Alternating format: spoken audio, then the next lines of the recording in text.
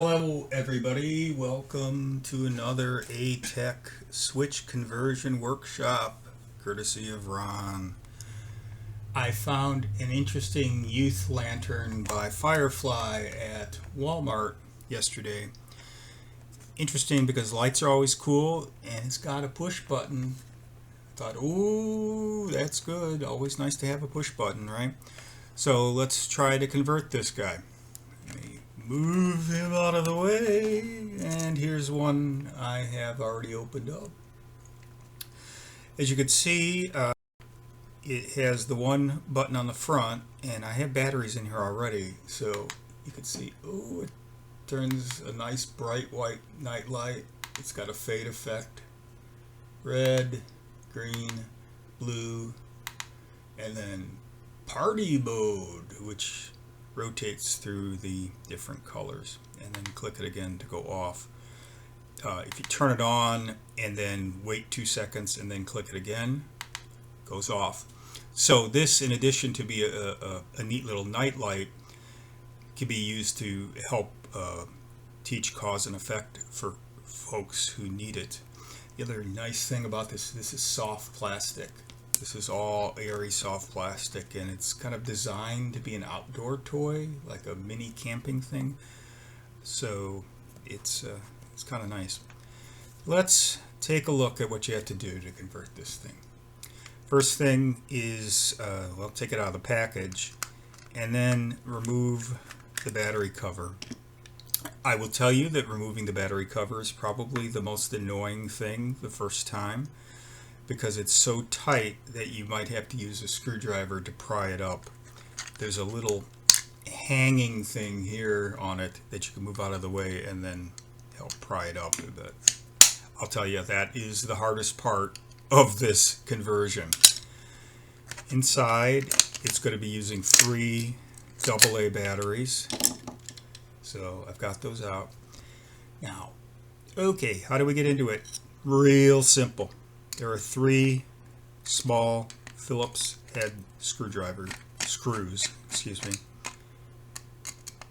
and you just need to loosen those up and get those out of there. I have already kind of pre-loosened it because this may be the 3rd or 4th time I've tried to make this video.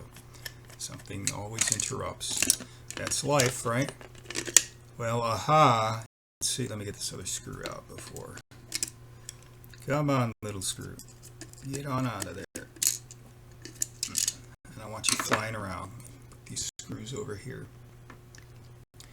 So you can see, the second I took off those screws, bloop, bloop, popped right open. It's popping open even faster for me because I've taken this poor little thing apart more times than I can remember.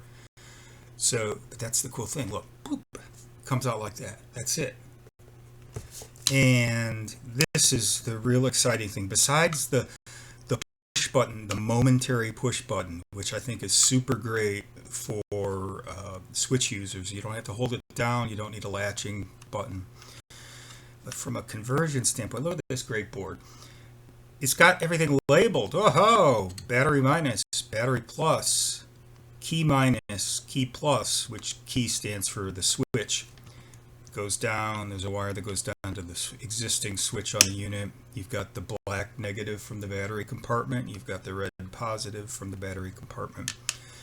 And on this top side of this board are 2 LEDs. There's a white LED and a RGB color LED. I will warn you, the white LED is super duper bright. It's very bright. So if you have batteries in here or testing it with off, it's really bright. You're going to see spots. Trust me, been there, done that more than once. So let's see, how do we convert this? Well, as usual for these sorts of devices, I'm going to use one of these pigtails. It's got 3.5 millimeter jack on this side. It's got wires on this side. It's short length, works fine. The hard part, which is this, is done. So very commonly used. You can find them on Amazon for about, you get them in a pack of 10. I think they're about $1.30 each or so, depending on how Amazon is pricing things for that day. Now we want to get the cable in there cleanly, neatly, nicely. There's a whole lot of space in here, which is really, this is why I really like this. There's a ton of space. What I decided to do was to drill a hole for the cable about here. Okay, stay away from the switch, but here, even in the back is fine. If you wanted to give yourself a little challenge, the underside, but I wouldn't do the underside here because that's where your existing switch is. So for safety, I'm going to go in through the side. The cable on these is a 3mm, and if you do not have a 3mm, do not worry because that's close to an 1/8 inch. So if you have an 1/8 inch drill bit or some way to make a hole, that's what you're going to want. Now I have already done this one before, but I'm just using a hand drill with a 3mm bit, and then I'm hand drilling into here like that. Okay, so this is already drilled, but you could use a drill press if you want, if you have one. Really not a need. If you got a relatively steady hand, and my hands are not steady, then go with that. Okay, so you've drilled a hole in the side, right? What you're going to do is feed your little pigtails through.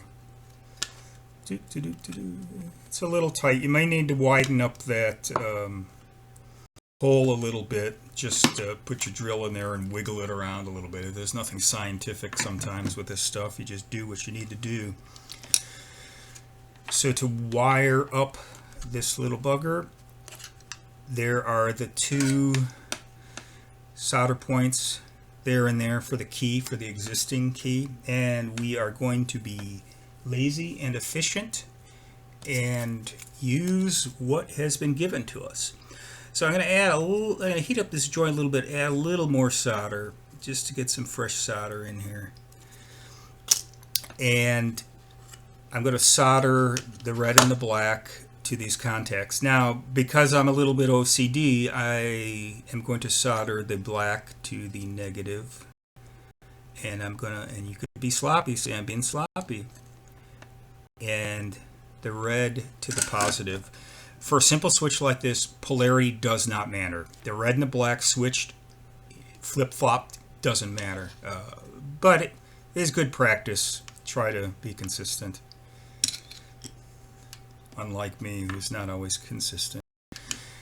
One thing I recommend on a lot of this, though this is pretty tight, I usually put in some strain relief, something to prevent the cord being yanked and the solder joints being affected. Some folks will tie it into a knot, which I think is perfectly fine. If you have a glue gun all heated up, a big old dab of hot glue will work fine.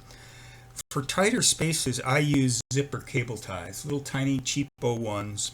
This is black. I wish I had a white one. It would show up better on the camera. But I just loop it around the cable like that, and then make it nice and tight, and then clip off some of the excess. Maybe not all the excess, some of the excess. Now, if this gets yanked on, see, it's already working great. If this gets yanked on, it's going to hit that, and it won't solve every problem, but at least it won't yank out your soldering work. Alright, before we button this thing up, it's always a good idea to test, because you don't want to put it all back together and find out it's not working. Okay, here's the thing. I remember I told you the white LED is bright. It's bright, so make sure to have your hand or a piece of paper. I'm going to put my thumb on it. It's really bright. I mean, that LED, you could see the light coming through my thumb like an X-ray, so you know it's bright. Okay, it seems like the normal functioning. Ooh, I'm going to see spots now. 2. Normal function is working. Now, let us try an external switch. Where did mine go? Okay, it's over there. This is a little 4-key test switch that I developed, and it's nice and small and handy for testing this stuff. the funny thing is that I put a picture of this test device on Facebook, and someone says, "Hey, I could actually use one of those." And I thought, that is cool. I will make you one, which I did. So I did a 4x4. This is a 1x4 across. So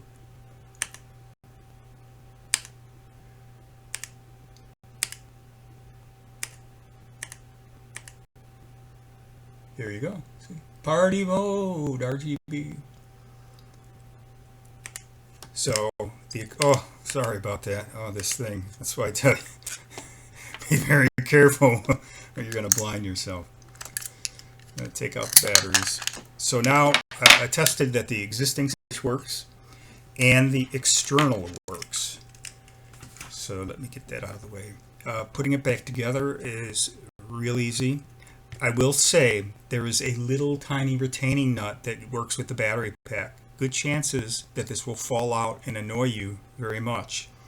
What I did is I put it back in its place, and I dabbed it with a little bit of super glue or hot glue or a piece of clay, just so that it wouldn't fall out every time I flip it over. This is one of the lessons you learn, right? For putting it back together, the notches on the top just kind of slide into the switch area, and it buttons back up like that. So pretty straightforward. And then last thing you have to do is put the 3 screws back, then your batteries and the battery cover, and you're good to go. You'll have a nice little light that works great. And again, the amount of space and the labeling, you got plenty of space to work with. When you're working on it, you got a nice clean way to solder. This is really, I think, the number.